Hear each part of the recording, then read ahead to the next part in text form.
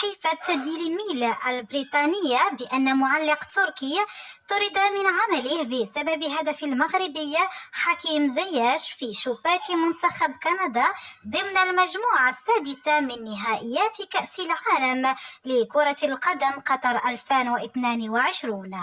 والتي انتهت لمصلحة المغرب ب1-2.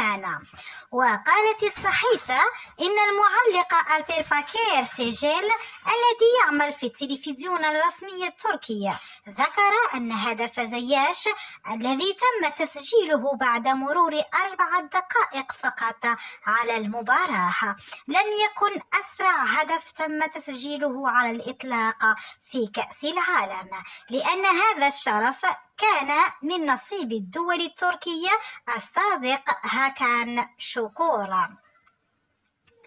وأوضحت الصحيفة أن المعلق التركي تم استبداله بين شوطي المباراة بزميل آخر عقب هذه الكلمات بعدما ذكر اسمها كان شكور. يذكر أن اسم شكور محظور بسبب خلافاته السياسية مع الرئيس رجب طيب أردوغان.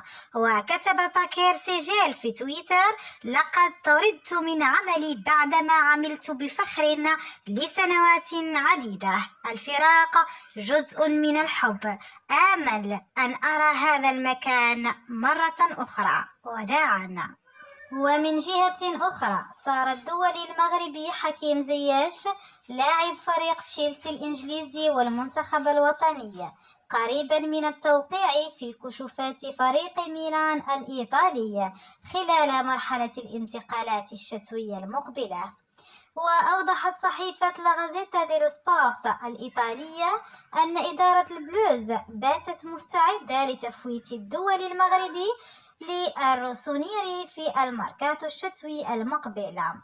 وأضاف المصدر نفسه أن 15 مليون دولار قد تنقل زياش إلى ميلان، علما أن الدول المغربي خارج من مفكرة الطاقم التقني للفريق اللندني.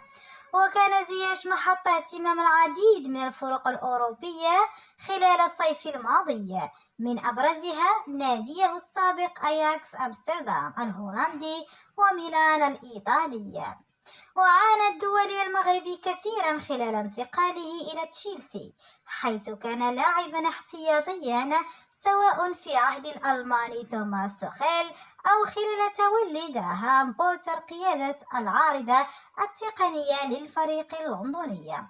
تجدر الإشارة إلى أن زياش يبصم على مشاركة من الطراز الرفيع في كأس العالم، حيث كان من أبرز لاعبي المنتخب الوطني خلال المباريات الثلاث الأخيرة التي خاضها الأسود في المونديال.